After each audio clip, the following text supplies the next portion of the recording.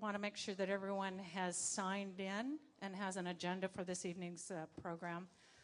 My name is Melissa Sweeney, and I'm the community liaison for this project, 3032 Wilshire Boulevard, mixed-use project. We think we have a really great project here, and we really appreciate you coming out and asking us questions, commenting on it. It's really valuable to us in our design and development process.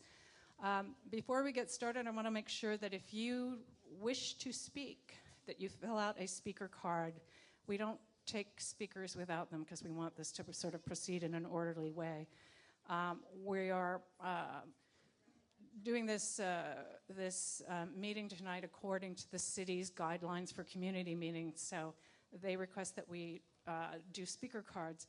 If you would fill them out and get them to my assistant Zachary or Nick at the sign-in table, they're over there. They will get the speaker cards to me after the presentation. I'll be calling names.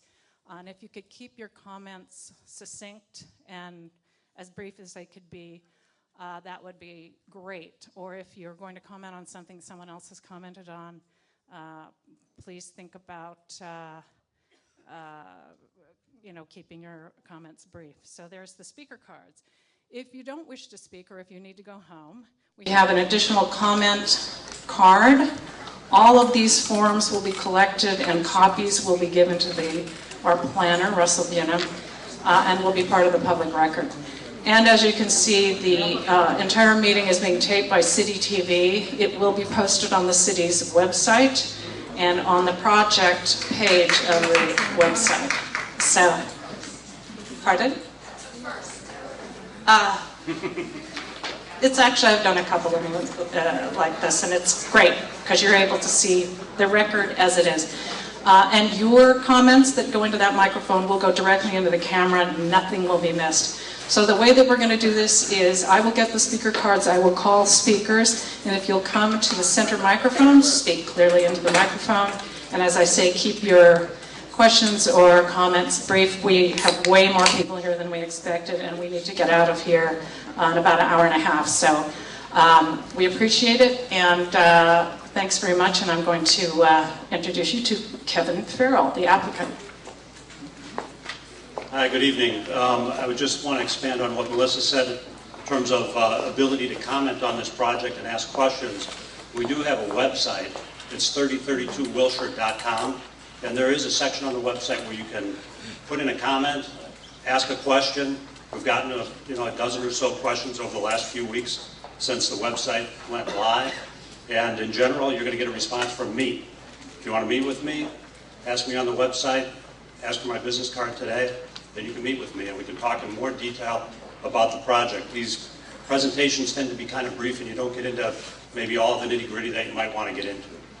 But anyway, my name is Kevin Farrell. I'm the project executive for Century West Partners. I manage the project on a day-to-day basis. I've been working on it for a year. I live in Santa Monica, ride my bike to work. We've got corporate offices at Wilshire and Blvd. And we're invested in Santa Monica and a number of the better submarkets for residential development in and around Los Angeles. Part of the Century West team today includes Michael Soroczynski, our principal, Greg Goldman, our senior project manager. He'll be on the project day to day over the next several years. Century West Partners specializes in urban infill development. We like to be on transit corridors. We've got projects near the Expo line, downtown in Los Angeles, in Koreatown, all of them transit-oriented. Wilshire Boulevard is a nice, transit-oriented street. And this urban infill project fits our mold. Projects in Santa Monica include an urban infill project at 7th in Arizona, similar in scale to this project we're proposing on Wilshire here. About 100 units, 5 stories, neighborhood serving retail on the ground floor. We've got a couple projects in downtown Santa Monica that have approved development agreements. We also own a couple of sites on Lincoln Boulevard. We're starting the development approval process on those. And as been widely published, we're part of a partnership that controls the 2919 Wilshire site, the home of Jerry's Liquors, and we're still figuring out what we're going to do on that site. Our presentation today is, I'm about done, but our presentation today will be a brief presentation by Dave Rand with the law firm of Armbruster, Goldsmith, and Delvac, their land use attorneys. He's going to present the project in terms of scope and scale as it relates to the loose, and he'll also present the development agreement process to make sure everybody's familiar with what we're going to be doing over the next year on this project. And then our architect, Killifer Flemang Architects, is going to present to you renderings of the project and a site plan and get you familiar with what our vision for 3032 Wilshire is. We selected Killifer Flemang as our architect, KFA they're known as, because they've got a huge amount of experience in residential development. They've designed well over 70 residential projects. They understand what residential tenants or rental tenants look for in their apartment communities, both in terms of how their units work and how the amenities work. All of our projects have swimming pools, generally, and large fitness centers and first-class amenities for our tenants. But KFA also understands, probably as good as any architect in town, how to integrate a building with the existing urban landscape. And they focus on architectural design that works with the adjacent buildings, but also mainly enhancing the pedestrian environment. Pedestrian environment is critical to these buildings, and with the neighborhood serving retail, tasteful setbacks and landscaping, we know we can improve the pedestrian environment here, certainly when you're starting with a blank brick wall of an old bank building and a flat parking lot with multiple ingress and egress curb cuts. Neighborhood serving retail is a much better answer. The other thing that KFA brings to the table is sustainable design, and that's very important to us. This building will be built to a LEED Gold standard with sustainable features that save money, save water usage, power usage, meaningful things that save money to our tenants and improve the environment. So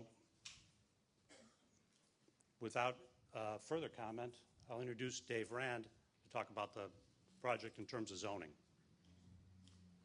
Go to slide 4. Thank you very much, Kevin. Good evening, ladies and gentlemen. My name is Dave Rand with the firm Armbruster, Goldsmith, Delvac. My job tonight is to walk you through the basic project program and some of the details. I'm going to move quickly because we're already tight on time and we want to hear from you. And much of this has been released in the public domain. You may be aware already, but for those of you that aren't, it's important to orient you to the site and the project. So here we are, the location right there at 3032 Wilshire. This is from the city's website that shows some of the surrounding development. You see that on the pinpoints on the slide. Closest developments of recent submittal or approval are the project at 2300, mixed-use project Wilshire, and 3008 Santa Monica, mixed-use project as well. Next slide. Here's our site. It's an L-shaped site, the bank building with the parking and lot in the rear on the corner of Wilshire and Berkeley. Next.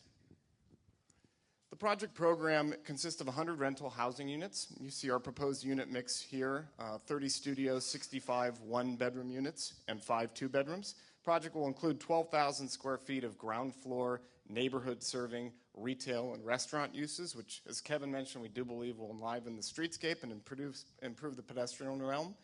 The project will include 199 parking spaces, all subterranean. That's a little bit in excess of current code requirements. Next slide. In terms of satisfying the priority processing criteria that was prescribed by the City Council last year for housing mixed-use projects, this project is committing upfront to provide 20% of the housing units for affordable deed-restricted households. 10% or 10 units are required to be provided at the very low income level per the city's affordable housing production program, and 10 housing units above that are being provided as a community benefit, which this project is obligated to provide since it is being proposed at the Tier 3 standards for the mixed-use boulevard as set forth in the loose. Next.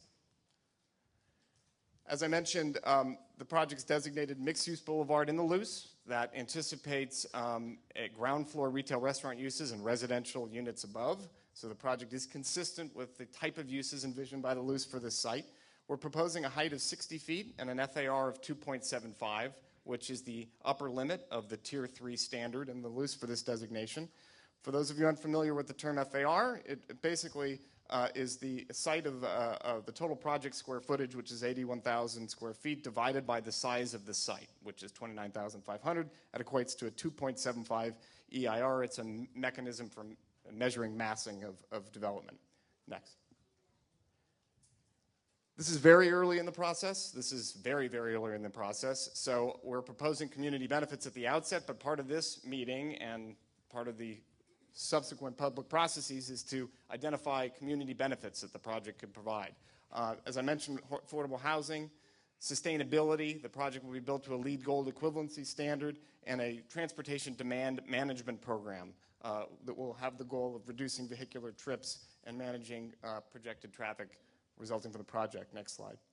Some of the components of the TDM project will include unbundled parking. This is the idea of severing the parking spaces from the rental units. Average vehicle ridership targets for the commercial uses, strictly forcing the retail and restaurant tenants to reduce their trips and manage the number of cars that will be utilized by employees.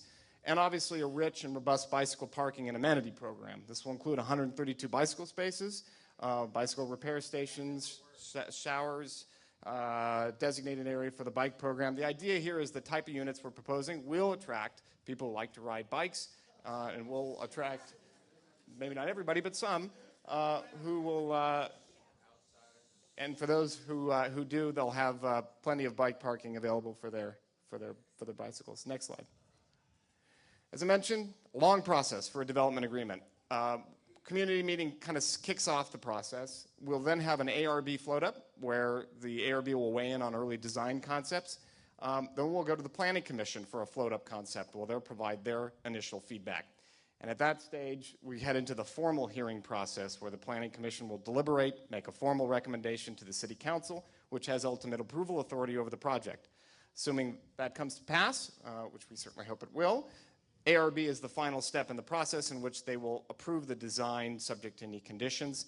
Building permits would be issued subsequently and the project would be under construction. That's a layout of the process, and clearly this is just the outset. So with that, I'll introduce our architect, Barbara Fleming, to walk you through the design concept for the project. Barbara. Thank you, Dave. Thank you, everybody. We'll just go through quickly where we are to date on the project. This is the ground floor plan, first floor plan. So everything that you see in the bluish, purplish color is retail, neighborhood serving retail on Wilshire and extending down Berkeley. That tan strip that you see to the left of the neighborhood serving retail is a enclosed on-site loading area. So there's ample, it's a very large space, very ample space to take care of all the loading and needs for activities that would be required for the project. Next to that, all the orange that you see there, that's all for the residents. It's the lobby and entry area. And then, as Kevin mentioned, there's a lot of great amenities for the residents that are going to live here. Can you hear me? Oh, sorry. There will be a fitness room, game room, Wi-Fi cafe, a lot of great... Oh. It's all that nice hair.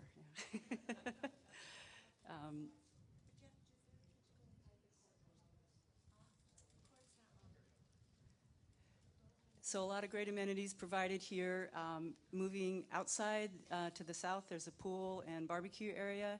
To the north, an area for dogs, which is important. And then moving to the left on the site, that gray band, that is the ramp down to the subterranean parking. 3 levels of subterranean parking, 199 spaces, 50 for the commercial, 149 for the residential, and 132 bicycle spaces. Okay, so in terms of the setbacks, to go through quickly, on the west side, there's a 10-foot setback from the property line. On the south side, the majority of the first floor is 27 feet off the south property line.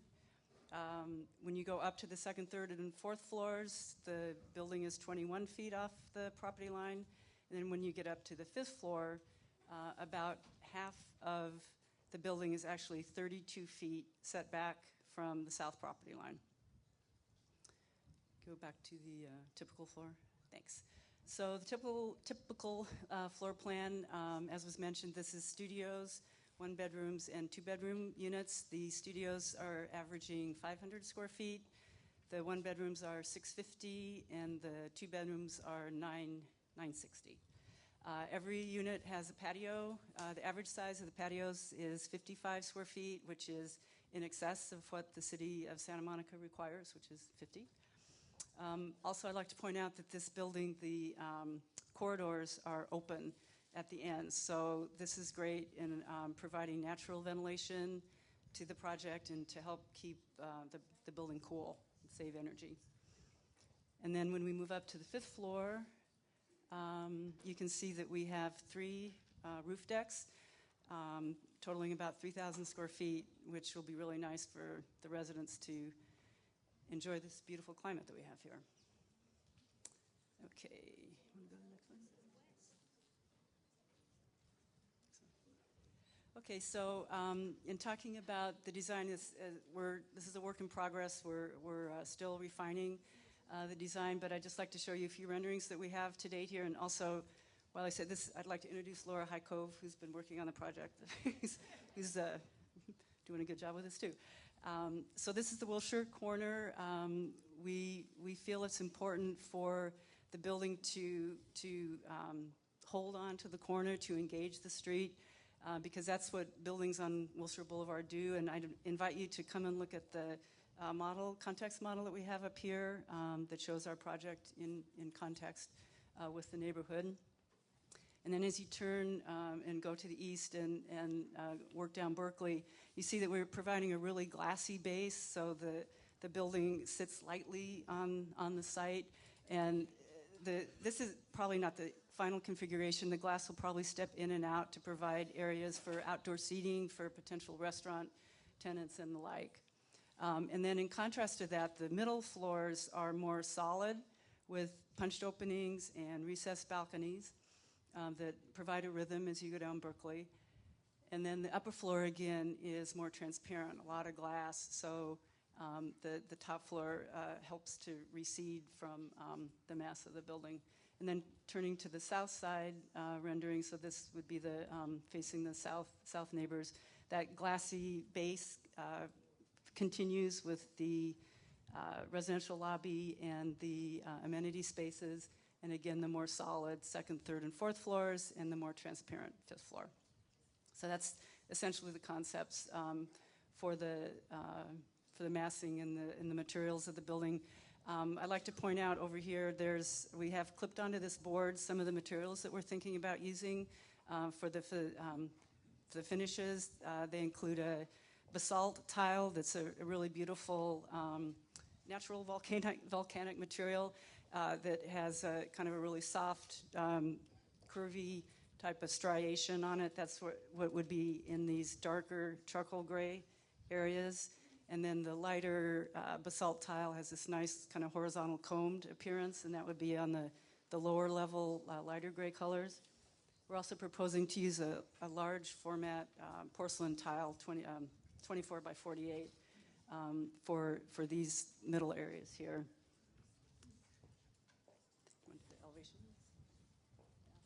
So in terms of the elevations, just to point out some of the floor height conditions, the ground floor has, from the 1st floor to the 2nd floor, is 17 foot 4 inches, which is going to provide about a 16-foot high ceiling for the tenants. So it'll make it really nice, flexible space for people to design their tenant improvements. And then also, I'd like to point out that the floor-to-floor height in the residential floors is 10 foot 8, and this will provide the residents a ceiling height of about 9 foot 6 inches, which is a lot taller than most apartments. So this will give a really nice, light, airy opportunity for large windows, a lot of natural light and ventilation. So it should be a nice place to live. So we think that, next one, with these high ceilings, with all the amenities that the owner is providing here, use of really quality, durable materials. Nice place to sit on the roof. This is going to be a really nice place to live. Thank you. Sure.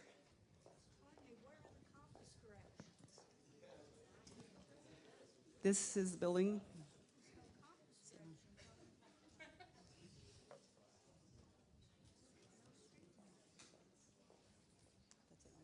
Okay, thank you. 6 buildings taller than it over there.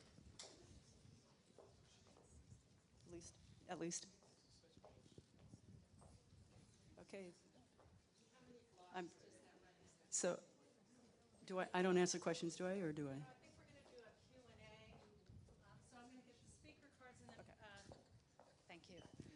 We're going to, I have the speaker cards in the order that they were submitted, and we'll call names, and then if you would come up to this mic and ask your question or make your comment. And as you see, we have an overflow crowd here, so we're really asking that everyone be as brief and succinct and concise as possible. The first speaker is Simone Gordon, and followed by Amy. I'm sorry, Amy, your last name I cannot pronounce, and someday I will. Oxticolnus, I'm going to get that. Followed by Phil Brock. And one other thing, if you can, as you know, when you go into a city hearing, if we could be as civil as possible and either hold our comments, and unless you're going to make a comment, we really need to kind of keep the comments centered on the microphone and not in the crowd. We really appreciate your cooperation on that. So I promise I will be civil. Good evening. Yeah, just me. I'll keep my comments brief since the other residents, I'm sure, will address their concerns more in depth. I believe that change is inevitable. That's a part of modern society, but change should be for the better. So development should be responsible and should seek to enhance our neighborhoods, not vitiate them. The one thing I have to say is that I would encourage you to listen to all the residents who came out here and took time out of their night and to adequately address their concerns. We want new business in Santa Monica, but we want the businesses to serve the residents. Thank you very much.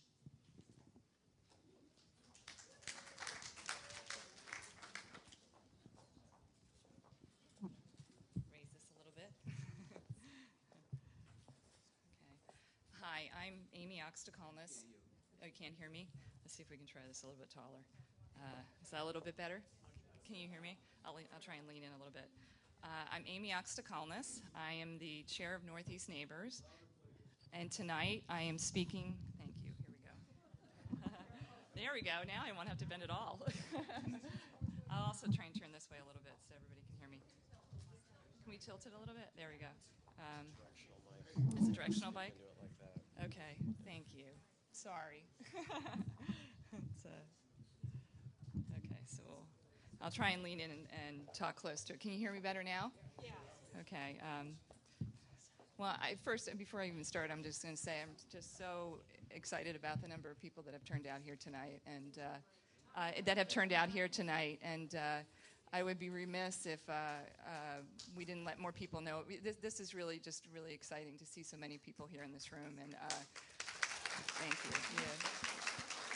This is the way community works. So, and I would be remiss. I've been told that I should let people know about our organization and our website. So, for those of you who aren't members yet, it's www.neneighbors.org. So, and as I said, I'm the chair of Northeast Neighbors, and tonight I'm speaking on behalf of our board and our members. This project has been the subject of much discussion in our community and is of great concern to residents in our area. So I wanted to start off by saying that we do appreciate the opportunity you've presented here tonight for community members to come together to voice their concerns and provide feedback on the project in this public forum. And we look forward to an ongoing dialogue about this project as it evolves. While in general, I don't think that residents are opposed to seeing some redevelopment at the Bank of America site, the general consensus among our members is that this project, as currently designed, is just too tall, too dense, and the wrong mix of units and fit for our neighborhood.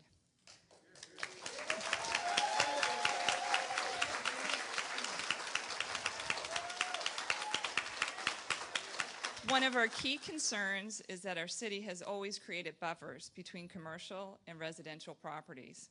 From what we understand, you seek to build this project by combining two separately zoned lots, a commercially zoned lot at 3032 Wilshire Boulevard and a residentially zoned lot at 1210 Berkeley Street, the large parking lot currently behind the Bank of America building, which we understand is currently zoned R2, or low-density multifamily housing.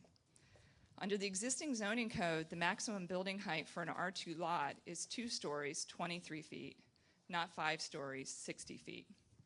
Because the LUS specifically calls for the neighborhoods to be conserved with no increase in height and density on residential parcels, the development of the Berkeley lot behind the Bank of America building should be no more than 2 stories or 23 feet to maintain this important buffer and transition to the rest of the residential neighborhood to the south of this project.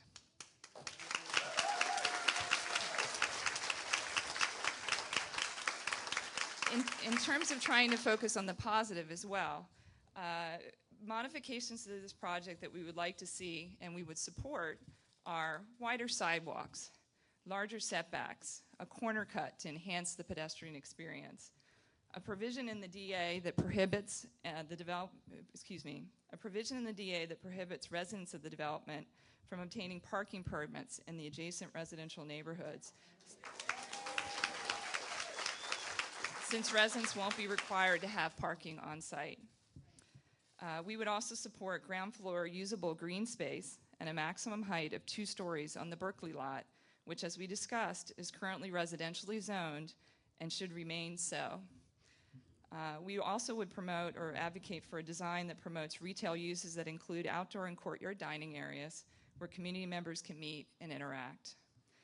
We'd also like to see a reduction in the building height on the commercial parcel to 45 feet and a 1.5 FAR, consistent with the maximums in the current zoning code for projects of this size. Additionally, we think more larger units in the project suitable for families with children is needed, in keeping with the character and needs of our neighborhood. And lastly, it is critical that a traffic and parking study be included in the review process for this project so that community members and decision makers can see what the actual impacts of the project will be and how it will be mitigated before any decisions are made about whether to move forward with this project. Thank you.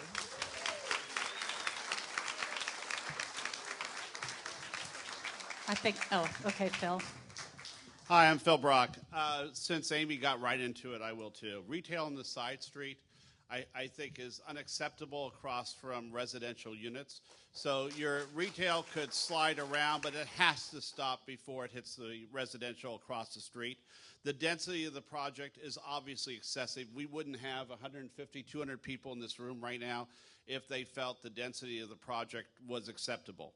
The use of a transitional parking lot, the A lot, has a full density building next to a 2-story apartment house, absolutely unacceptable. I own 2-story apartment houses in this city. To have a 4 or 5-story building adjacent to that blocks their light, blocks their air, and destroys their sense of community.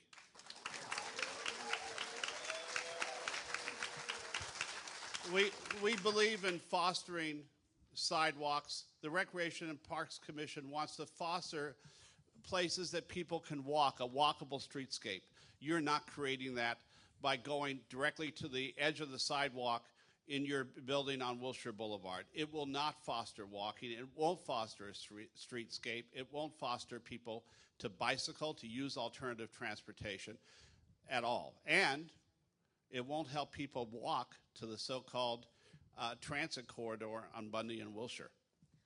Okay, lack of setbacks on Wilshire obviously is unacceptable. It would be nice. I know you're going for LEED Gold.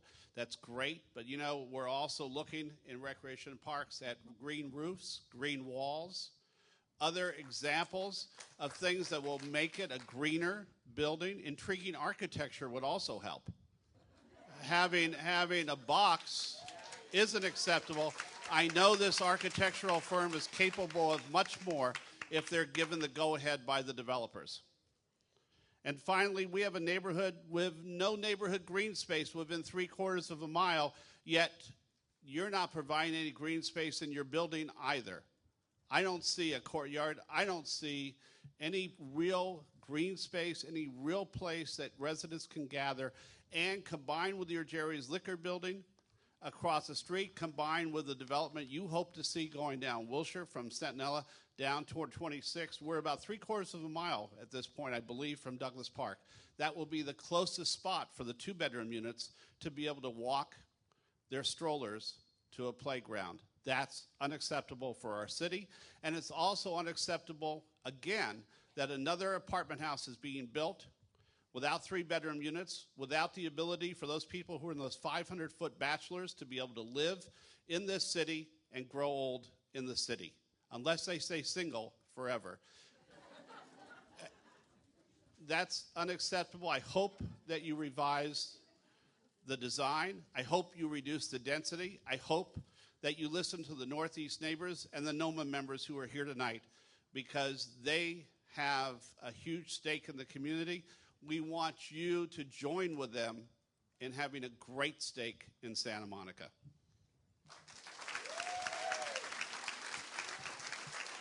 Thank you. The next speaker is Jennifer Southard, followed by Stacy Dalglish. Forgive me if I'm mispronouncing your name. Followed by Emily McCarran. Thank you. Hi. Personally, I like what I see. I think the dog running thing is an awesome idea.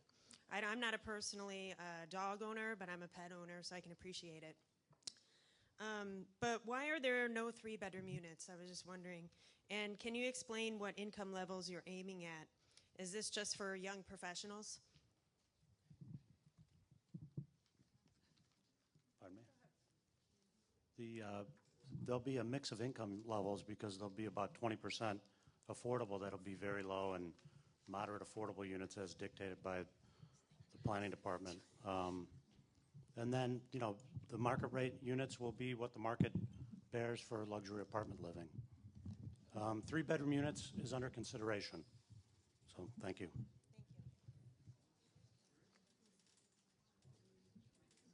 Stacy Dalglish. Hi, my name is Stacy Dalglish. I'm concerned about parking, and I'm also concerned about the fact that the original numbers that I saw showed that there were going to be 3-bedroom units, and the latest numbers that are out don't show that. So when you say that that's being considered, I'd like to know what you mean by being considered. These plans evolve from here on. We'll be having additional meetings with the planning department, planning commission members, and certainly members of the community, and our plans will evolve. So then why, given that you know how many residents feel about having affordable housing and workforce housing, and you started with having 3-bedroom units, why have you moved now to 2-bedroom units only? Like I said, the plans are evolving. It's a preliminary presentation, and they'll continue to evolve. Right, but you're not making a commitment to us for 3-bedroom units. And that's what we keep saying that we want. We want to be able to have our workforce be able to live in Santa Monica. We want our police department to be able to live here, our nurses to be able to live here, the fire department to be able to live here. And currently they can't afford to do that. We hear you. Thank you. Thank you. And in terms of parking, I own a R2 lot. I have a single family unit on it. And I tried to build another unit. And I was told that I needed to provide 1.5 parking spaces to add 1 unit. Since you can't really add 1.5 parking spaces, I'd need to add 2. And that would bring me to 4 units for 2 residences. You are providing 1.5 if you take all of the parking, right, you're not providing what I have to be able to provide. And I think that that's inappropriate. Thank you.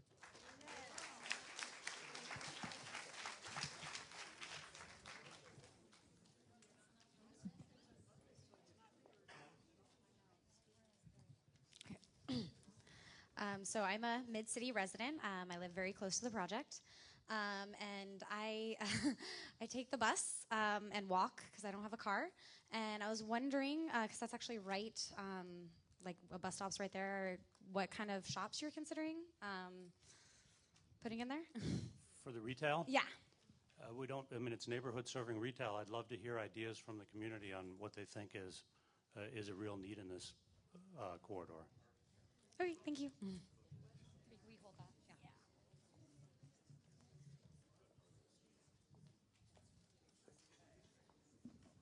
Yeah. Next speaker is Syed Badreya. Yes. Followed by, just let me get the followed by here. Okay. Allison Hewitt and Matt Baird.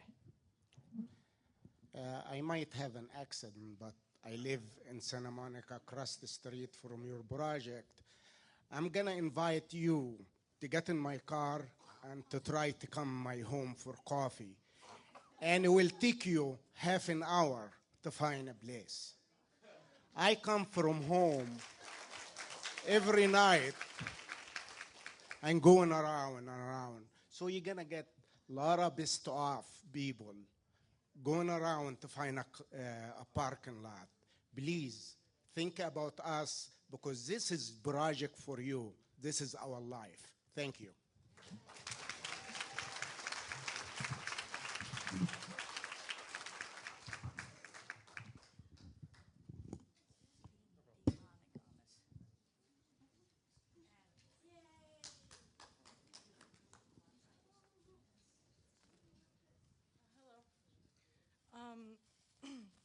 My question is, will there be a waiting list for the affordable housing? Yeah, I've gotten a few emails on the website about that, and the way I understand the affordable housing, all is run through the city, and all of the priority lists are taken care of by the city of Santa Monica. Okay, because I know there are lots of people in Santa Monica who work here and who live here, well, not live here yet, who can't afford market rate apartments right now. And I feel it would definitely help our city and jobs in Santa Monica. Thank you.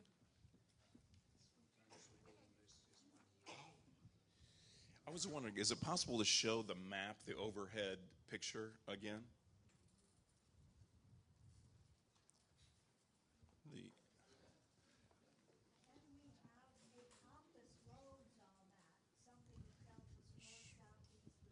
No, can you show like the real life photography? Aerial? The aerial, yeah, that's a good one. Oh, yeah, you missed it. Okay, what I've noticed is that right next door is the public storage building.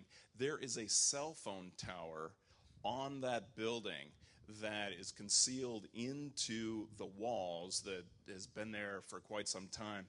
And AT&T and Singular Wireless have just upped that site. So where your site is, the people are going to be getting microwave radiation off the east side of the building. What you need to do is an environmental impact report, because all of your residents are going to get just shined microwave radiation 24/7. And if you don't do an environmental impact report, you're going to just open yourself up for lawsuits. I can see that you guys didn't know about that, and maybe City Hall didn't tell you about that, but there is a cell phone tower right there, which is going to set your project back a little bit, because no one wants to live next to open microwave radiation shining into their bedroom windows 24/7. So you might want to go back to City Hall, maybe talk to Kevin McEwen or somebody like that, and say, hey, why didn't you tell us that there's a cell phone site right on top of that? And in addition, there have been ample studies that people that live next to cell phone sites, their property values go down. So if somebody moves into like a condo sort of situation, and it comes out that there's a cell phone tower right next to them, their property values are going to go down. Your whole project is going to be worthless. So what I would also like to say is it seems to me that with the Jerry's Liquor Store and the properties they have, you're playing real-life Monopoly. I mean, you're buying a Boardwalk and Pork Place, and you're really, getting everybody. So when I first came to Santa Monica, I lived just one block south of this. It was a small, sleepy community. It was great, but because of the earthquake redevelopment zone and City Hall taking 100% of the tax increment between the new buildings and the old buildings, that has been the incentive to build up Santa Monica. And I'm frankly tired of it because we have really turned this into Beverly Hills West. If you go down to Ocean Avenue, mission accomplished. It is Beverly Hills West. And I'm frankly tired of it. And if City Hall, the City Council, doesn't get it that the people here are tired of that, then we need to vote them out of office. Thank you very much.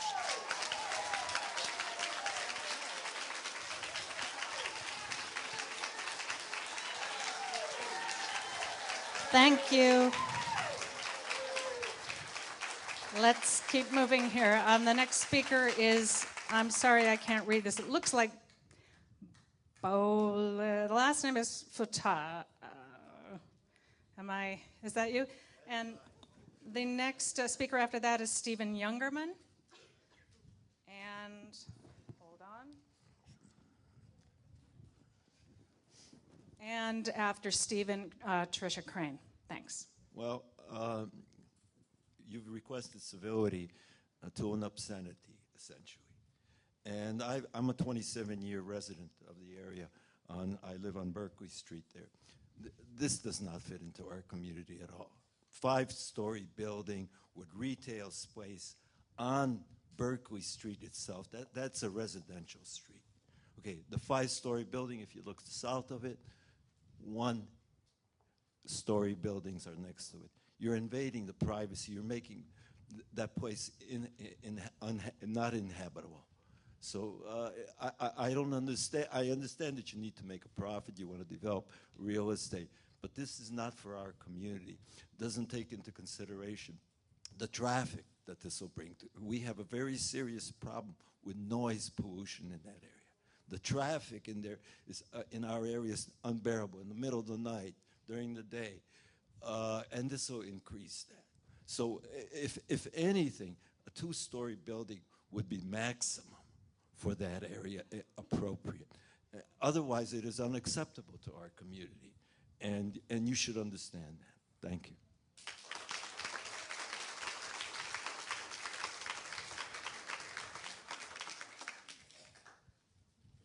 Evening. I'm also a board member of Northeast Neighbors. I've lived in Santa Monica since 1981. I have a question considering the number of people here and the fact that we're not going to be able to all ask questions. Will CWP agree to hold another community meeting before the hearing at the Planning Commission? We're not planning to have another formal community meeting, but we'll meet with yours and other organizations again, that's for sure. Well, we have a couple hundred people possibly who want to come in, and there may be more. So what you're saying is you'll meet with people maybe 10 or 20 at a time, but you will not do another community meeting like this. I'm just asking. Said, we're not planning. Okay. Isn't it the reason why you reduced from 3 units to, or 3 bedrooms to 2 and 1 bedrooms is so you get priority on the list to do the development agreements? Maybe your council can answer that. No, actually, the project opted into a different priority category instead of the unit mix category. It opted into the 20% affordable housing category. So you increased the affordable housing so you could get priority on the list. We increased the amount of affordable housing and changed the unit mix, and the project still qualifies for the priority processing per the city's guidelines. So the question I have for everybody else is, are you interested in neighborhood serving retail and increased housing opportunities that respects the character and the nature of the surrounding neighborhoods. Do you think, as it's planned, this meets that goal? No. Will the developer agree to reduce the size and density and the height of the proposal? Tonight, we wanted to hear from all the community's concerns. We're going to take it all in, believe me. And this is an iterative process, and it's a long process, but we're not going to make any commitments tonight. I understand what you're saying, but what you said originally was you maxed out. You maxed out height, you maxed out density. My question is, will you agree to reduce the height and density as you sit here now, or is that not on the plans? We agree to take everything we hear tonight under consideration. There was a map, actually, of Santa Monica where you showed a couple of developments. If I could have that up there, it was one of the first. Right there, at 2300 Wilshire, the EIR found adverse effects as far away as about 3/4 of a mile at Montana and 26th Streets. If you go and draw a circle around your project, you're overlapping with their project, and it goes as far south as almost to Pico and as far north as the Mount Olive Reservoir or Olivet Reservoir. So what you're effectively doing is taking the impact of your development and putting it onto the already approved impact of the 2300 development. And my concern is that if you also even do anything with your Jerry's Liquor site, now you're tripling the impact. So from my perspective, would you agree to do a cumulative impact EIR study for your project? The project qualifies for an exemption to CEQA under the Public Resources Code. And I say that recognizing it's not a popular position, well, but let me ask you this. It is a fact. Let me ask you this. Isn't that a rebuttable exemption, that if there is, in fact, adverse consequences to the environment, that your exemption may not hold? If you satisfy certain prescribed criteria set forth in the code, which this project does, and by the way, the project at 2300 Wilshire did not do, less than 100 units, less than 15% of the floor area retail within half a mile of a major transit stop as defined by CEQA, then you are eligible for a CEQA exemption. Finally, are there criteria that if certain things occurred, does the CEQA exemption potentially be nullified? Yes, under state law, but this project satisfies all the required criteria. Finally, I'm just going to ask the residents who've come here, do you believe it's the responsibility of the city manager and the planning department, or not the planning department, but the planning staff, to evaluate developments so as to protect the quality of life of the residents? Yes. If this project is approved as it's currently proposed, will this adversely affect your quality of life? Yes. Thank you. Thank you, Mr. Youngerman. Thank you. The next speaker is Nancy Moser, followed by Jürgen. Oh, I'm sorry, Tricia. I didn't see you waiting in the wings there. And after Tricia, it will be Nancy, Jürgen, and yeah, Nancy. Amy. I'm sorry, Tricia, Nancy, Jürgen, and Cheryl Stetcher. I'm trying hard to pronounce people's last names. Okay, Tricia. Good evening. I'm the vice chair of Northeast Neighbors. And first I want to say that I'm really excited you're all here. Just as Amy said, we've worked really hard to do outreach. I urge you before you leave to connect with us if you're not already on an email list. We want you to work with us. We want to represent our residents. After tonight, we will lose you if you're not connected. And we don't want to do that because this is actually going to be a long fight. The significance of this tonight and the reason why NOMA is here and Mid-City Neighbors is here and Wilmont is here and Northeast Neighbors is here is because if this developer is allowed to develop the residential land, that's going to happen everywhere. It actually, there are a lot of violations that currently exist. We have lobbyists for developers sitting here in hiding. You know, this is big bucks. This project is going to be the first of many. So we all see what happened to downtown. Don't leave without being connected with someone. So I have one question, and I really would like an answer tonight from the two owners.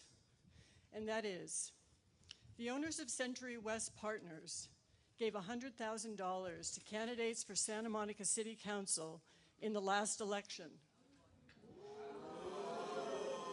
And I have the documents here if anyone wants to see them. So do you think, this is directed to the owners of this development, do you think it would be a conflict of interest for council members who received this money from you to vote on this project? Just let them answer. I really would like to hear from the two owners. If you were on city council, would you think it would be proper for you to vote on a development that you have benefited from already?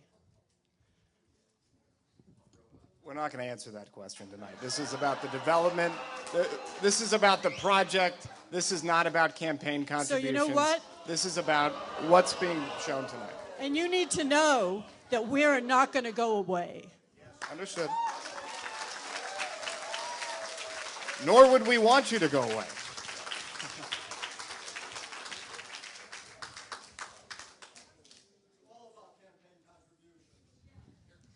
Okay, Nancy Moser, Jürgen, and Cheryl, please. Stetcher. Got it. Thank you. Hi, my name is Nancy Mosher, and I'm an over 35-year resident of Berkeley Street. And I care about the neighborhood. My question has actually already been asked, but I think it would be really essential for you to comply regardless of exemptions to an environmental impact report, especially concerning parking and traffic.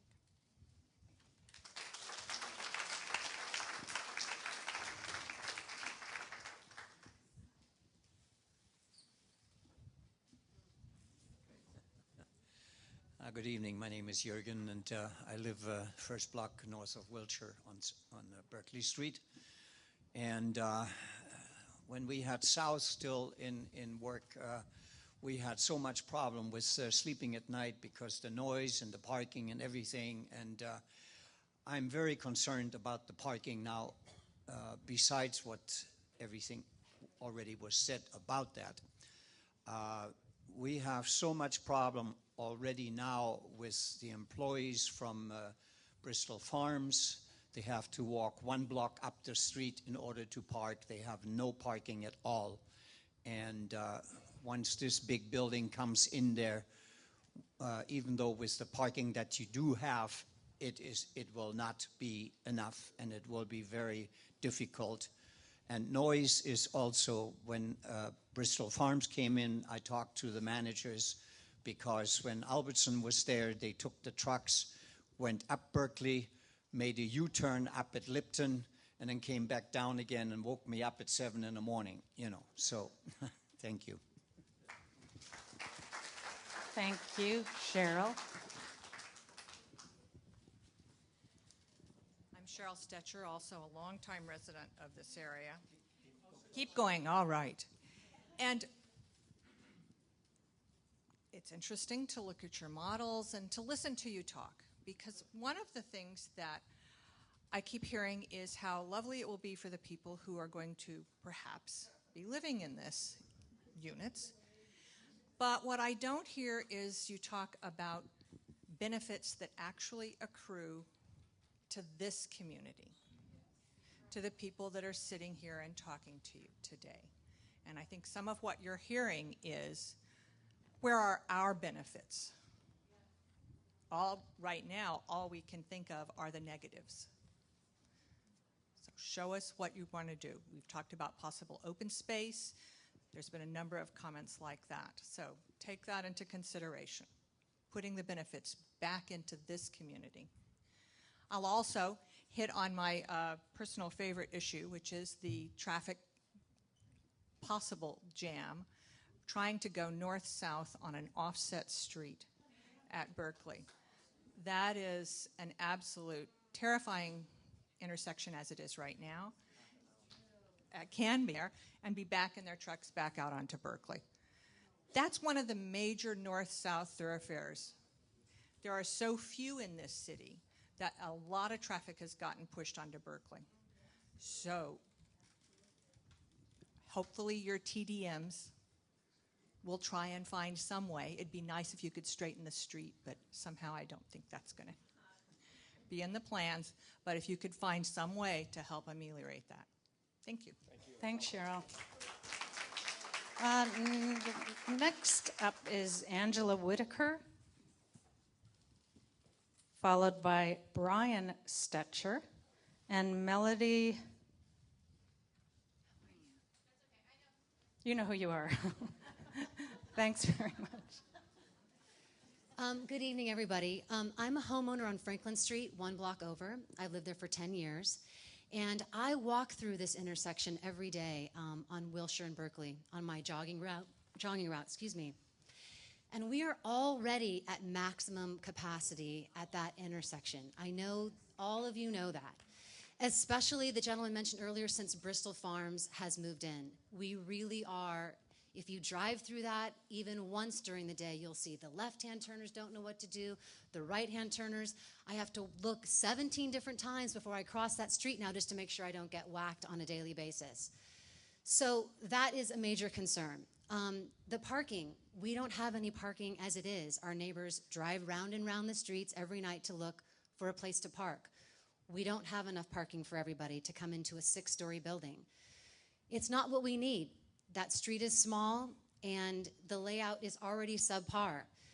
I feel that, and perhaps some of you do too, that a 6-story building with 90 studios, 31 bedrooms, over 130 plus bicycle parking spaces does not reflect our existing neighborhood. We are not UCLA, all right? In all fairness. And this subterranean parking, especially coming out on that Berkeley, it's a narrow street. And the nice woman just mentioned previously a moment ago that it's so hard to get in and out of there as it is already.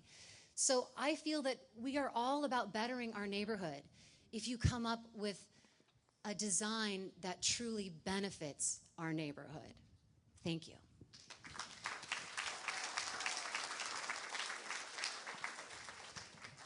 Hello, I'm Brian Stetcher, and I'm a longtime resident of the neighborhood, and I agree with much of what's been heard, but I still think it's important for each of us to come up and let our voice be heard, even if we're just saying ditto. In this case, I'd like to talk a little bit about the design, because I know that this building is going to have a negative effect on my lifestyle. I go through that intersection every day, sometimes on foot, sometimes in cars, and the traffic and parking effects are definitely going to be felt by all of us. So what could be done to the design to improve it? I was really surprised when you said that with some pride that the idea was that it would hold on to the corner and engage the street. And I think what it really needs to do is let go of the corner and engage the neighborhood by having greater setbacks, easier flow around that blind intersection, and less dense and massive amount of housing. It's a family-oriented neighborhood, even though it borders Wilshire Boulevard. And it seems to me the present design doesn't fit. Thank you. Thank you, Melody. Followed by Evelyn, I think it looks like Salem. Hi, my name is Melody Simnagar. I'm here representing the property owners at 3201 Wilshire, which is the corner of Wilshire and Franklin. We currently have a massive stacking issue. It's impossible during rush hour to go north or south along Franklin. Like Berkeley, it isn't a straight street, and unlike Berkeley, we don't have a light. So we want to know with your development if you guys would be willing to create what's going on at Tentanella Avenue by painting the, wait here and keep clear, writing on the cement for us. Is that something you guys can do? We just know that with this much more traffic coming to this area with your development, the traffic's going to be that much worse and the stacking issues going to be just impossible. It's a nightmare to cross over. Appreciate the comment. Those kind of traffic calming measures need to be approved by the city, but that's exactly the kind of thing that we are hoping to hear tonight, and we appreciate the comment. So who do I follow up with on this? Follow up with us, the project team. Believe me, I made a note. Okay, thank you. Thank you.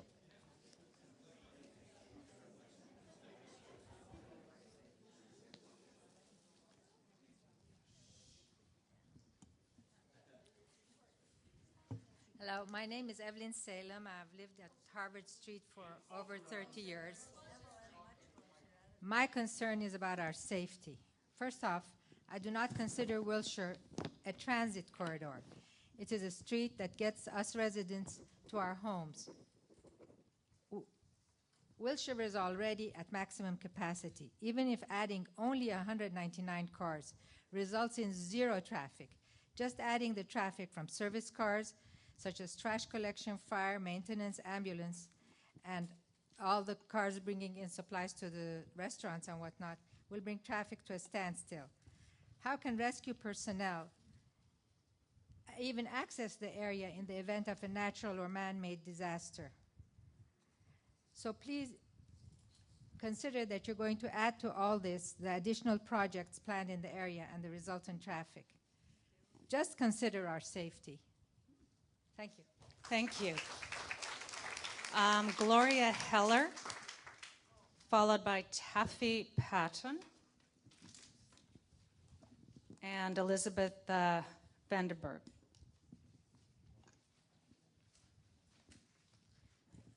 Hi. I was going to speak about affordable housing, but you had already broached that topic, so I told them not to consider my chit. But as long as I'm standing here, I am going to say that I think the project is ill-planned. I think a good symbol for that is the fact that coming to this meeting, how could you not know? You're developers, you deal in area, dimensions, measurements. How could you not know that the cord wasn't long enough for the projector? That's one. The second is what astounds me truly to my we call them kishkas where I'm from. What astounds me is how could you be surprised at how many people were going to turn out? I think that's symbolic of a bubble that you live in, that you're not in touch with who lives here. Do you really not, did you really, did you really, oh, I gotta say it again, did you really not know that your project was not acceptable in a neighborhood like this one? Did you thank you very much. Thanks. Taffy Patton. Hi. I want to talk about parking. So you have lots of tiny little apartments. They're no good for families. They're good for young people, and I see that we have some young people here. Would you raise your hand if you consider yourself a young person? Okay, now raise your hand if you're under 30. Okay, well, we have some young people here. Young people stay up late. Your little itty-bitty apartments are good for students, so maybe for UCLA or Santa Monica College. Young people like to stay up late. They go to movies, they go to bars, they go to clubs, they party, they visit friends. They love music. Sadly, unless you're going directly up or down Wilshire, the big blue bus goes to bed early. It goes to limited places or it doesn't go there at all. Well, let's take an example. The Howard Hughes Howard Hughes Entertainment Center. It's this great entertainment center in Culver City. It's already this huge multiplex, but now they're renovating the whole place to make it more youth-oriented. Sorry, buses don't go from this place there on a weekend night, and they don't plan to. How about a party near Santa Monica City College? No, you can't party after midnight. No bus home from there. What about Sunday afternoon? Shopping at the nearest Target? Kids love Target. Cheap stuff? I go to Target. Sorry, no bus option. You need a car. What about all those employees? Can't afford to live here, perhaps? Could they take a bus to work? Let's say they live in the Pico neighborhood.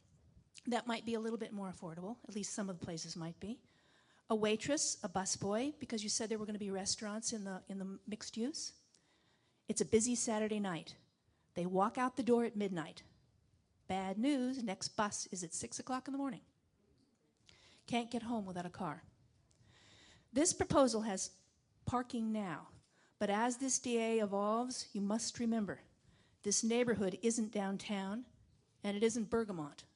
This area has limited public transit. Residents and employees are going to need parking.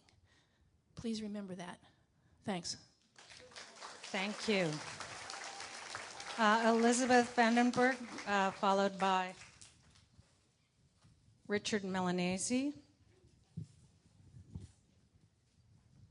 Good evening. My name is Elizabeth Vandenberg. I'm a board member and the treasurer of Wilmont, one of the sister neighborhood associations.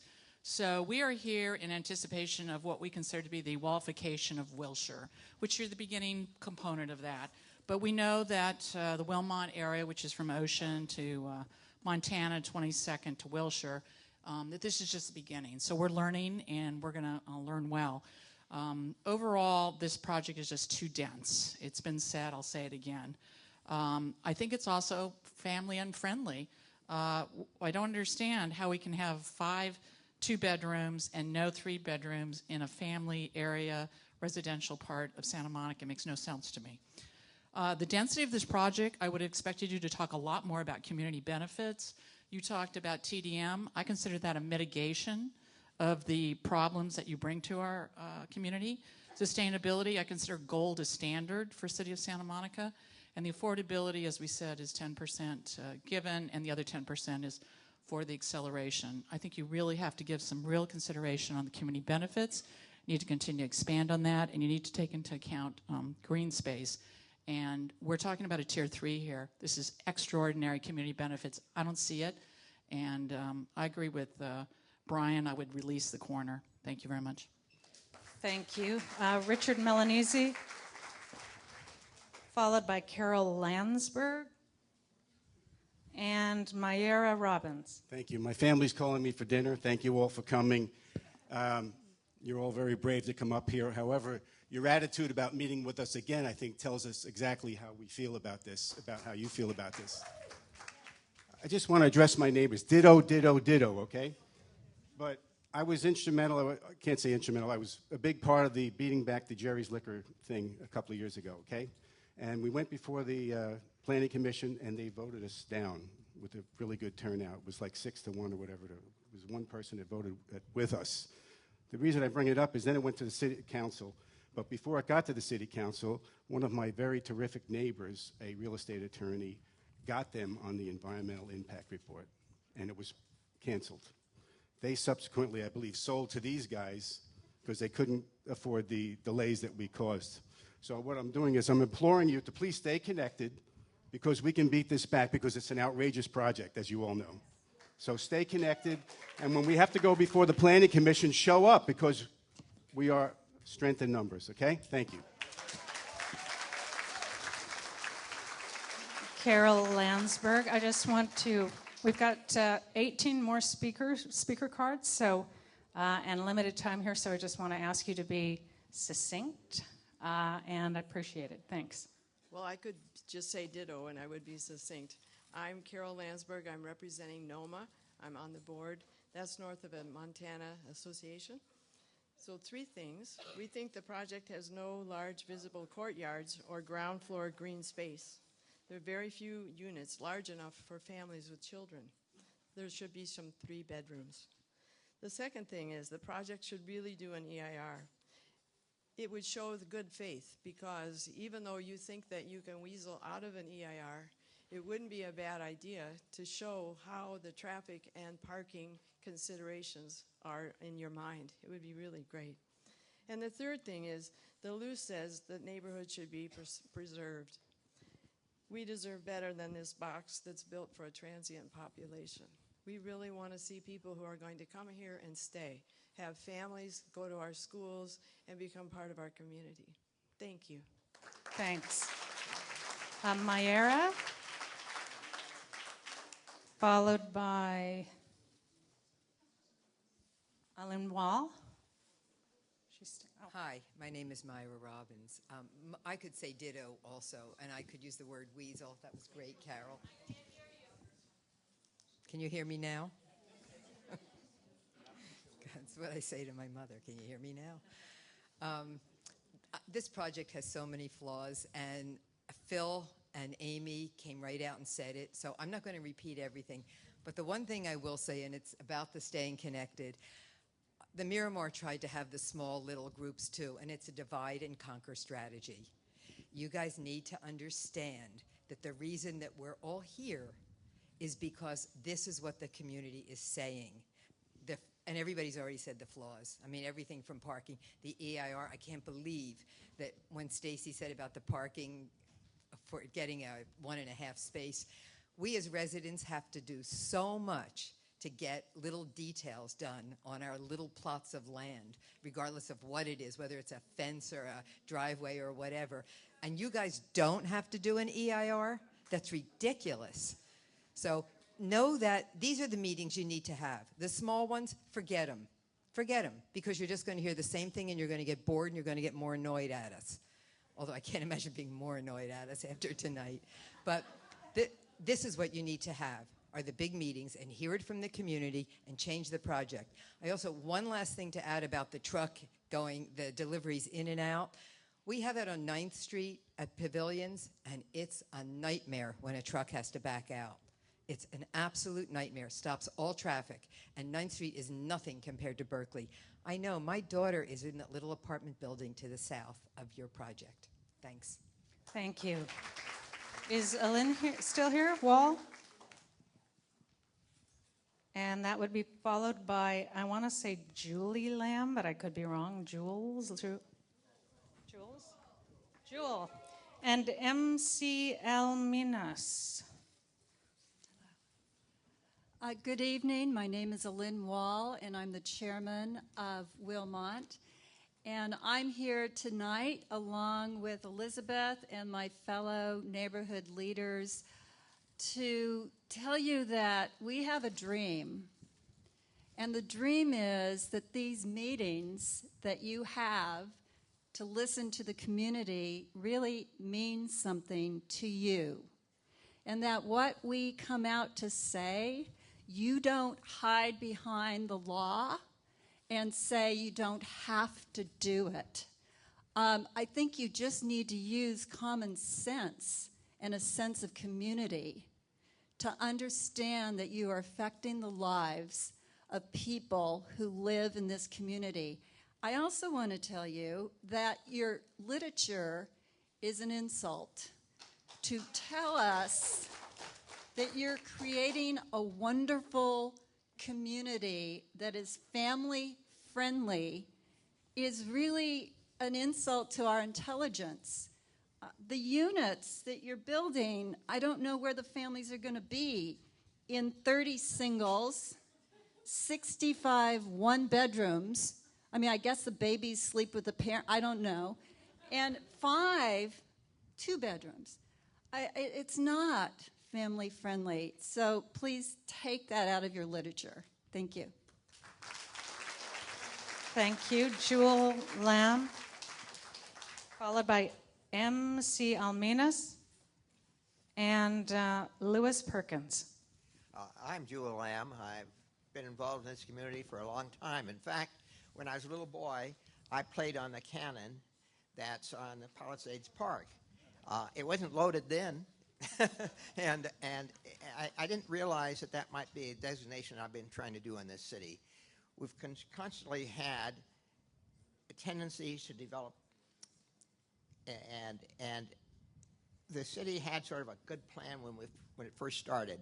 I've lived in the same house for over 45 years, and during that time, shortly after we were there, I was one of the formers of a group called Santa Monica for Good Government. And it was caused because of an attempt to develop the city. It's an ongoing program. Now, when you develop a city, the planners do what they think is best.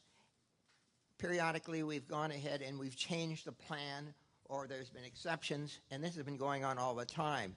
In 1975, I was involved in a long-range plan for the city. It sort of spelled it out. Everybody gave their input. Now, this program that we're having has really upset the community a lot. But we've had other programs that have developed that have upset too. And I think it's completely out of place. A small building, if you want to replace it, would be probably okay. But it backs up to a neighborhood. It backs up to people that live there and have lived there for a while. I know from your point, because you own it, and I've owned property too, and you feel, well, you don't really own it if somebody else is telling you what you can do with it.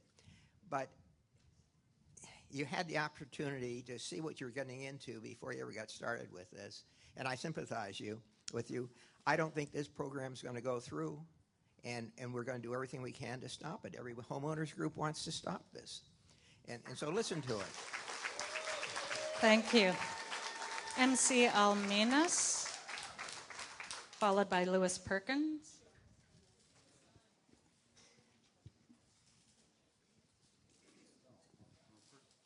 First of all, good evening, ladies and gentlemen, and all those who came here, Santa Monicans, and I am for the city deriving something from this project, and obviously they're going to get income, but I'm more concerned as we who live here, and I'm also very concerned, who was it in the city council and the planning commission that even allowed this project to get this far without reviewing this and automatically sort of approving it or giving its blessings. This is not the Santa Monica I grew up in. I went before the city council to fight for a parking space in the alley before. That was that, and won, actually. In those days, they used to listen to the people. But that's beside the problem. More concerned is a simple, realistic situation. We have too many cars going to a given area. Right now, with the expansion of Bristol Farms, the traffic during typically commuting periods, it's very hard. It's hard to get through the intersection even. And on top of other things, how are you going to provide parking and having people who already will pay a premium for those apartments, regardless of what size they are? Certainly families are not going to live there. There's not enough space. What happens if you want to bring a few guests along? Where will they park? You send them to Bristol, then they kick you out and tow you away, in other words, for parking illegally. You can't do that. There's 2-hour limitation on everywhere. We fought for the 2-hour parking limitation so that we would have a chance to our neighbors, our friends, to come and visit us. Well, in some cases it improved, in many cases it hasn't, because it hasn't solved the parking problem. Not enough.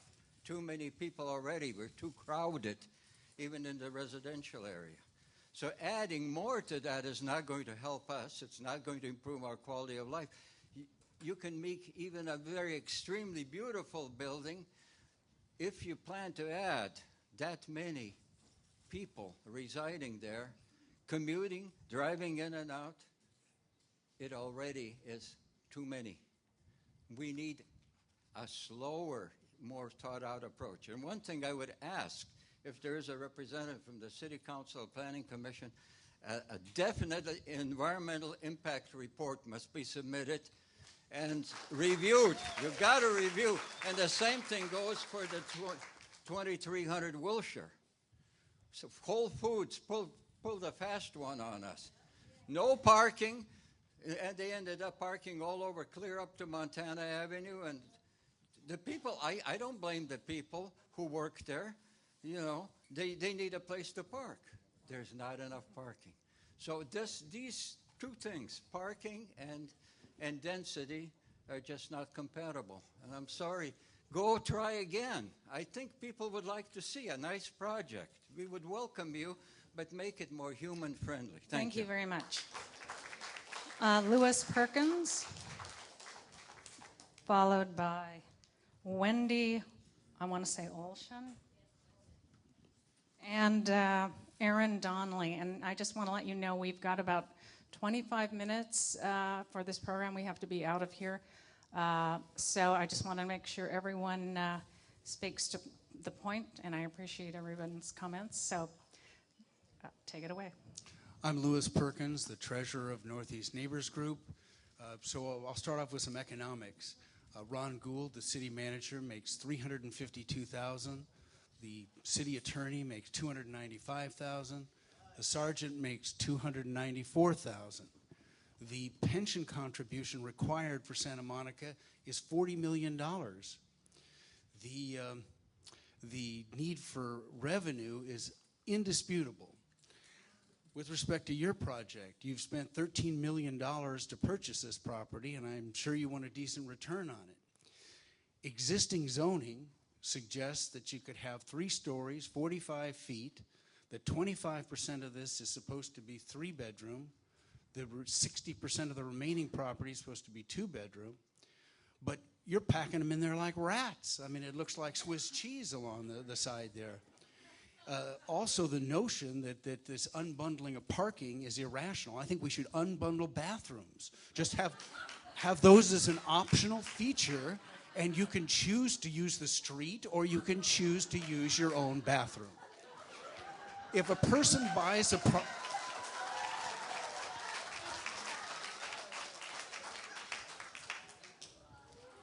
If a person buys a property, if they don't want to buy a space, where are they going to park? And if they sell the unit or move out, the next person who occupies that space may need a parking. And they may not choose to spend the extra marginal cost to be able to obtain a parking space. They should be required to be associated with the dwelling. Because in our current life, I know the Ivory Tower planning group thinks they're going to diminish. I mean, people use horses, camels to drive. So we're going to have solar vehicles, but they're still going to need a parking place. So if you could come to something more reasonable, and there needs to be a buffer. Right now that's an A lot, and it's supposed to revert to a residential structure, which would be 2 stories. There's got to be some buffer between the existing neighbors that are living there as certainly a factor. But if you can get in more reasonable structure there, you won't find so much contention. But there's got to be some compromise over the way it's existingly proposed. Thank you.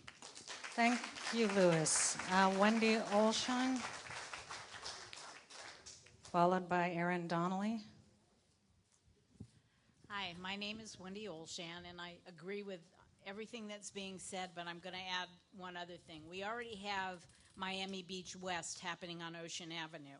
We've got all these boxes going north and south on all the streets that we need to get to the freeway or to get somewhere else. All the traffic is being pushed onto residential streets because of all these boxes.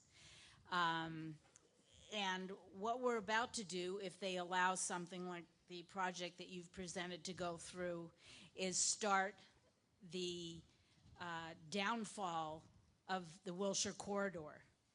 I grew up in West LA. I grew up in Westwood when there was a little red brick wall around Westwood Village. All low rise. Any stores were maximum 2 stories.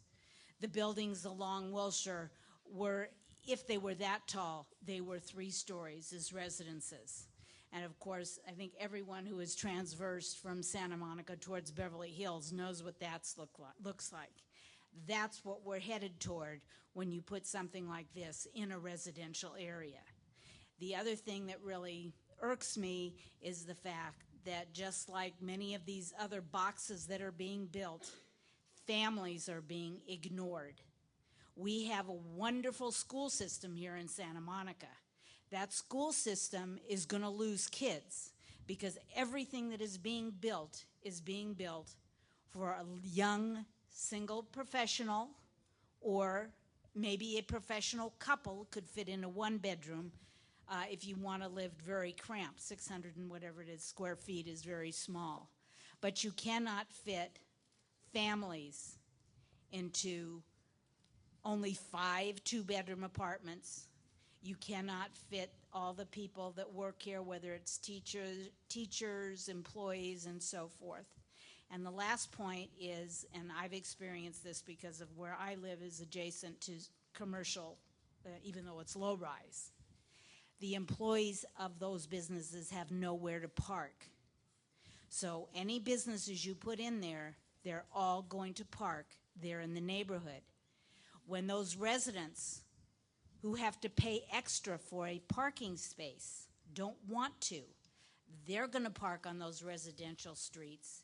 And when they have a friend come over to go to one of the bars or hip restaurants in Santa Monica, they're going to park on those residential streets too. So this project needs to be much better thought out, and I especially think it is wrong that you're not required to, at least with each bedroom, have a parking space that is not charged for separately. Thank you. Erin Donnelly, followed by Ruth Ann Lehrer, and Steve Rahman. I really don't have much to say that hasn't already been reiterated, but I can regurgitate a few things, which is primarily that you are catering to a very youthful, transient, first-time apartment renter. And I'm very familiar with all of the NMS properties projects throughout Santa Monica. There are over 20 of them.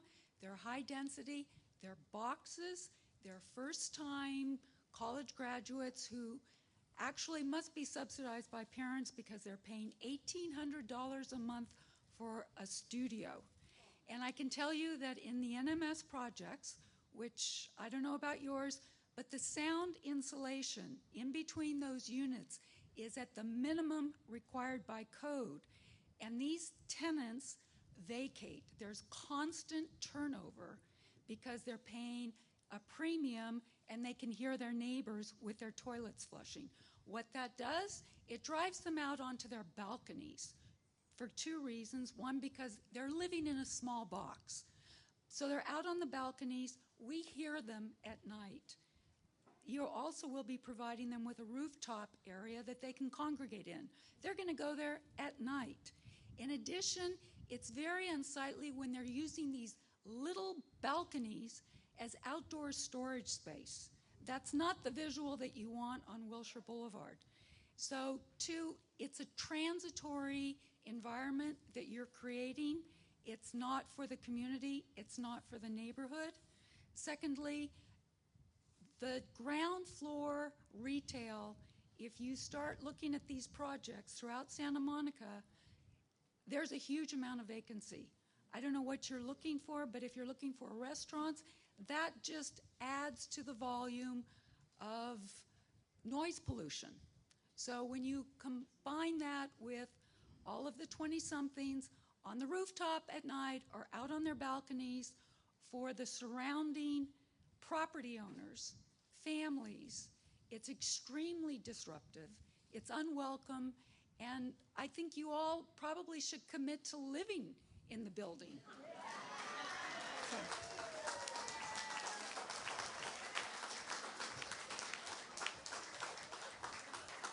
Ruth Ann, followed by Steve Rahman, and Meredith, I want to say Ackerstein, but I could be wrong again.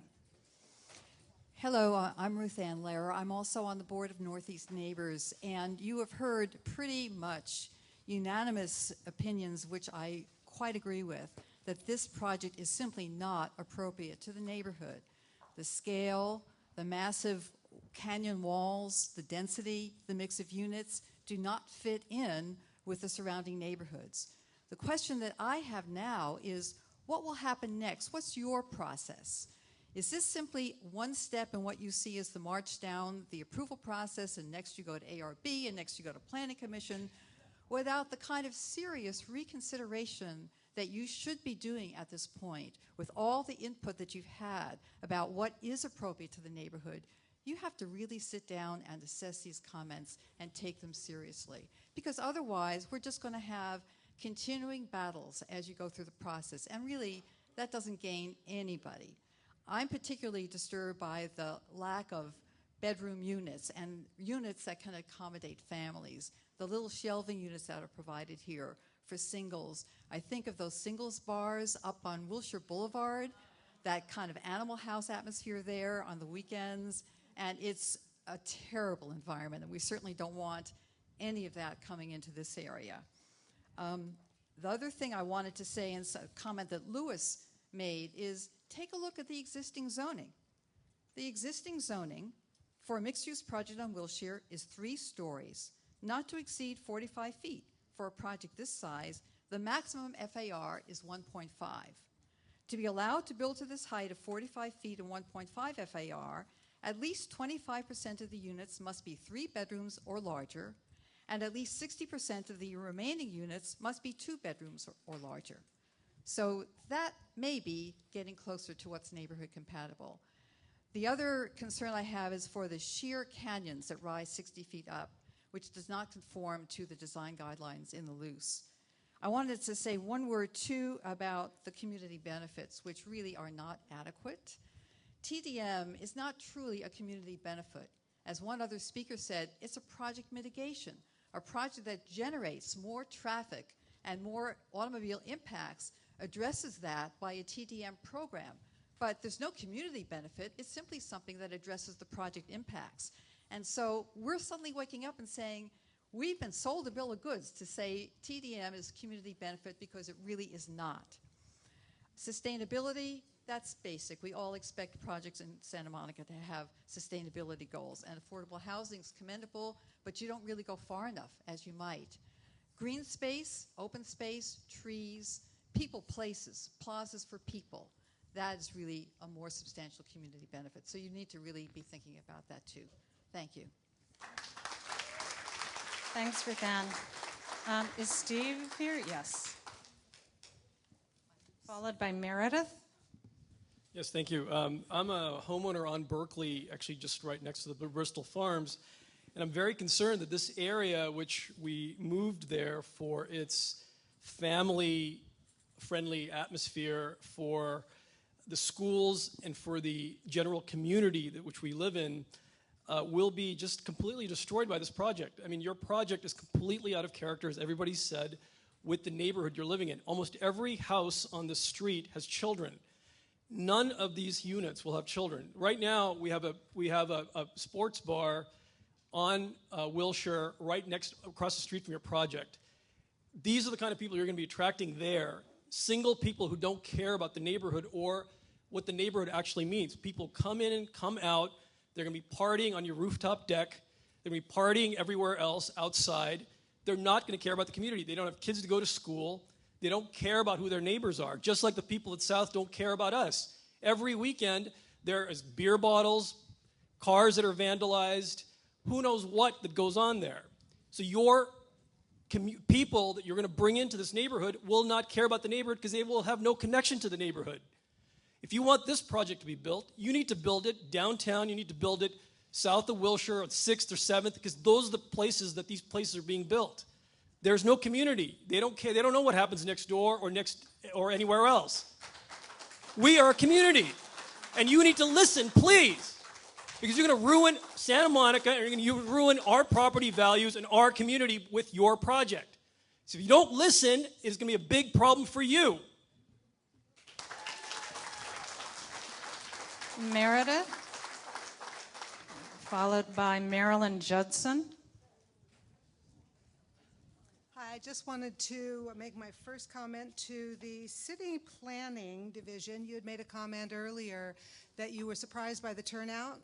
Well, the reservation number that was on the flyer was wrong. And the woman who answered the phone was very, very, very gracious in spite of being exasperated, because I was not the first person who called. I'm sorry. Anyway. But anyway, so my next question is, or not question, my comment is, has to do with the materials. You were talking about a lot of glass. Glass with sunlight reflecting produces heat. I live at the end of Berkeley Street at Santa Monica, and there is a large apartment building, lots of glass, and you can walk in the morning and you feel the heat. And I'm talking 7 o'clock because I take the bus to work, so I got to go catch my bus. If it's a sunny day, there is lots of heat. And you're talking about your building overshadowing to the south on Berkeley, lots of glass on the 2 units or the 2-story buildings or 1-story buildings that are just south of that project. It's going to be hot. So it's just something to consider.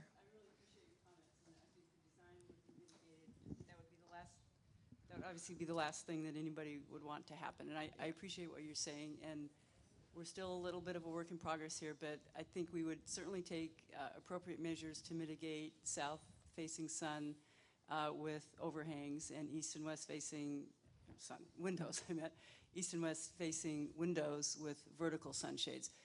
We understand the importance of doing that, and I appreciate your comments. Okay, thank you. Thanks. We got 9 more speaker cards and probably at the outside 20 minutes to wrap this up. So I appreciate it if you keep your comments brief. It's the next chit is Marilyn Judson. She had to leave? Okay. Okay, thank you. Allison Kendall. Then followed by Ellen Hannon. Are you still here, Ellen? Good evening. I'm Allison Kendall. I'm an architect and northeast neighbor. I live very close to Wilshire. And in the past, I've also been a zoning administrator and in charge of environmental review and design review. And when I look at this project, I've got to say that there are a few questions that come to my mind right away. One of them is that clearly the height and the bulk of this building should be concentrated on Wilshire. And it seems awfully bizarre that it is stretching so far into the neighborhood along Berkeley, and that apparently you have been either unsuccessful or haven't even tried to acquire the parcel that is so incongruous next to your 5 or 6 story building, which is this little 1 and 2 story parcel with the driveway between it. So I'm curious about why you haven't acquired that, because that would make this thing work so much better. The other aspect that clearly is very problematic is the relationship to the 1 and 2 story residential apartment building to the south.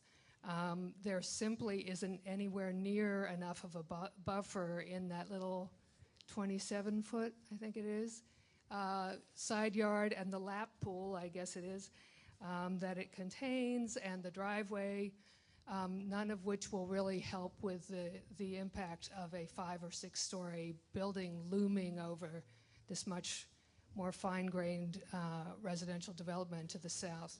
So I really think you haven't achieved what is a bare minimum of requirements for a gracious building in this location. Other things that you might definitely consider are setbacks so that the effective sidewalk width is quite a bit wider. It's very, very cramped on Wilshire, and the result is that people feel pushed against the busy traffic, and it's not a pleasant street to walk on. And similarly on Berkeley, it would be nice to be able to have outdoor seating and pleasant environment on the side streets. So looking into what you could do to mitigate that, to transition across the street, to provide gracious outdoor space, and to provide a real community benefit to this neighborhood would really be much appreciated. One of the things that our neighborhood lacks, actually, and the reason that we always meet at Franklin School is we don't have a community room that's big enough for our neighborhood groups to meet in. So it'd be wonderful if you could make your community room available to the neighborhood. That might start to be, along with some open space, something that we could really view as a true community benefit and a place that we can welcome our new neighbors. Thank you. Thank you, Allison. Ellen Hannon, followed by Greg Hickok, and Evelyn Later. Good evening. I'm Ellen Hannon. I'm with Mid-City Neighbors, and Andrew Hoyer, our president, and I, along with some other people, met with you last summer and gave up a summer evening. And I'm really disappointed that the things that we had suggested to you about this community meeting were ignored. So that does not set off my view of this group very well. We had asked for 3D modeling, a 3D modeling program to be shown to the group. You were talking about, well, yeah, we think maybe we can do that, but obviously you didn't take the time or bothered to listen to us. That's one thing that I was concerned about. I had also mentioned about the driveway and the garbage trucks and things, and there was no movement on that. So I don't expect you to be really listening to what we're saying tonight. I think you've made up your mind. We asked about the labor union issue. We haven't heard anything about that from you.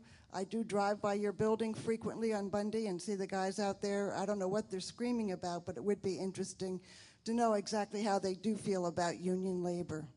I also mentioned that the project on 7th Street, we've had a lot of problems in my neighborhood with that project going up in their construction process. But I'm also here tonight as a resident of 1218 9th Street, which is on the very west end of Wilshire in the Mid-City Neighbors. I live on an A lot, so I can explain to you about the horrible traffic and the horrible people coming around and trying to park in our neighborhood, even though we have preferred parking. I would also like to let you know that on an A lot, we're a double lot and we only have 12 units. The building across from us used to be Texas Sporting Goods, and they owned the A lot, and they were using that A lot as part of their commercial property. When they went out of business, the new person who bought that lot had to put up a 3-story building, and there are some residential units in the back. The city made them do that.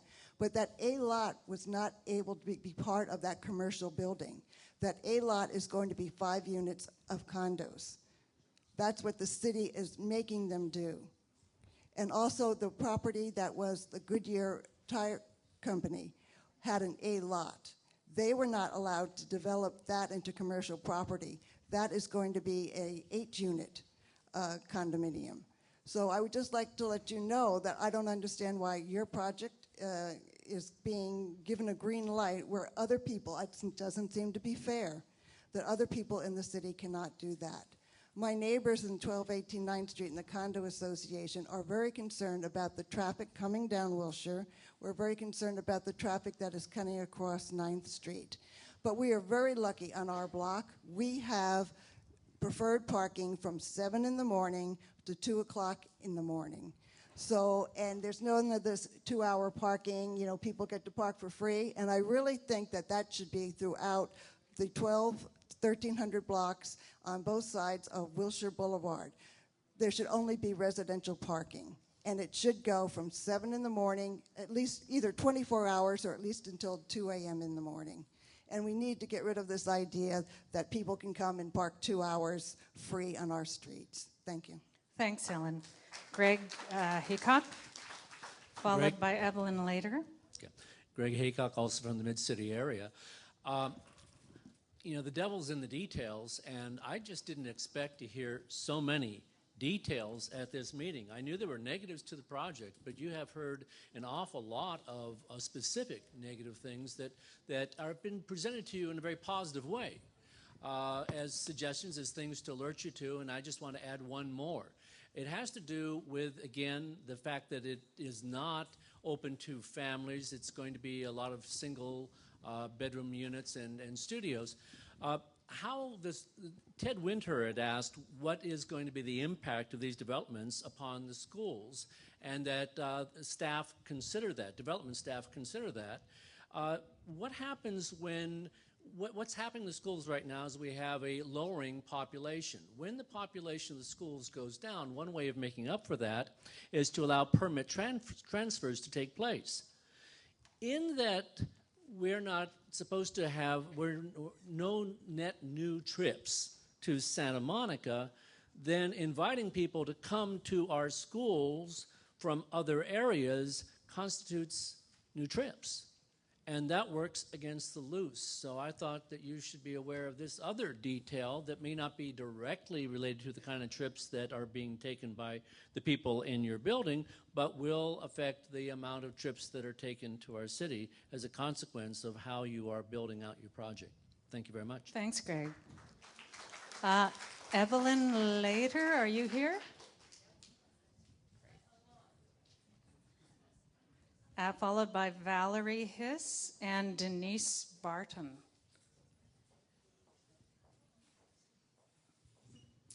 I'm a lifetime resident of Santa Monica. I'm 86 years old. I've had 3 addresses in the city since 1927. The first was in the 1400 block of Euclid Street. My parents came on their honeymoon, bought a house, built some units. We still have them. The next address was the 1000 block of Pearl Street. Now I live at 25th and Georgina. We're very fortunate. We bought a house that needed a lot of work on it. Otherwise, we wouldn't even be in the neighborhood. But what is happening to this city is absolutely criminal. We already have the population density of Bangladesh. We have 8 1/3 square miles, and there was an interesting thing in the daily press about how much green space we should have, how many parks. We should have 8 acres of park for every 1,000 people. We have 90,000 people here in Santa Monica, and with the boxes they're building on Ocean Avenue and elsewhere in the downtown area, this is going to be complete gridlock in another 10 years. I probably won't be alive then, but I have seen the city being absolutely trashed. They talk about affordable housing. Our units are cheaper than the affordable housing they're bringing people in to live in. And I just think that it's an absolute crime what the city fathers have done to this city. Thank you. Thank you. We've got 2 more speakers, and then we're going to wrap this up. Valerie Hiss and Denise Barton. Thank you. Hello, I'm Valerie Hiss, and I've lived here all my life as well. I went to school here. I just want to say a few things about the design.